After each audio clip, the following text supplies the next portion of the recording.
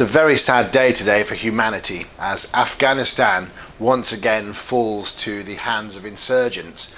It looks very much like a repeat of the same as 20 years ago, but it's slightly different this time in that everyone's given up and lost hope. It's very, very unfortunate. If you look at the Prime Minister even of Afghanistan, he has pretty much raised the white flag and is ready to leave. And the Western forces and all of the UN and the diplomatic efforts that have been made over the last 20 years, the focus is on getting people out of the country and closing down everything rather than actually attempting to restore some form of order. Now, Afghanistan and the markets might seem like two completely irrelevant subjects, but they're not. Now, what's been failed to be observed this morning by a lot of the mainstream media who have jumped on the bandwagon, which is quite vulgar really, in looking for clickbait by associating the current news stories with potential market orientated news, and actually very little has been forthcoming. But there is a really important matter to bear in mind here.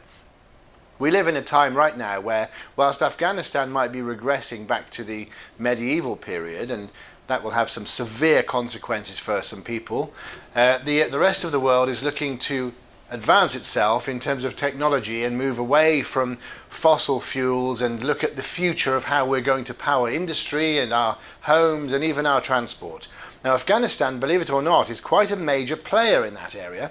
It is very rich in resources. It has a lot of gold, but more importantly, it has precious metals, one of which is lithium carbonate. And lithium carbonate is used in battery manufacturing for electric vehicles and for other sustainable energy orientated products. Now, without a stable government and without any US presence, and perhaps with some potential tyranny on the cards, Afghanistan, which is already a very poor country, may well become a source of lithium if it's possible to be able to penetrate the country to at least extract some of those precious metals. It's not just lithium, there's a lot of other precious metals in the country too. So we can only hope that perhaps some degree of freedom and dignity is brought to the people, the good people of Afghanistan, who deserve far more than to be treated the way they are being treated right now, in that perhaps some of the more futuristic companies around might begin mining or in fact try to work with the new government, if as much as you can, to be able to extract some of this product and generate some wealth for the country. Currently, it only the GDP per capita in Afghanistan is only £200. Think about that. £200 per year is the average salary for somebody who lives in Afghanistan, even under its current system. So imagine what it will be like if nothing is done about this in the future. But if you look at the price of lithium, it's just in 1 year, since the summer 2020, it's gone up in value from just under $38,000 to $92,000 per ton.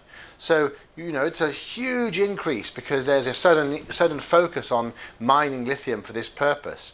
So we can only hope that there is some commercial backbone and some commercial nous within these new insurgents that have taken over. They don't just focus on war, and they do understand that their country is rich in resources and that could potentially help the people of Afghanistan be more self-determining and of course contribute to the wider economy. Let's hope so. Meanwhile, I'm sure everybody in the Western world's heart goes out to everybody in Afghanistan.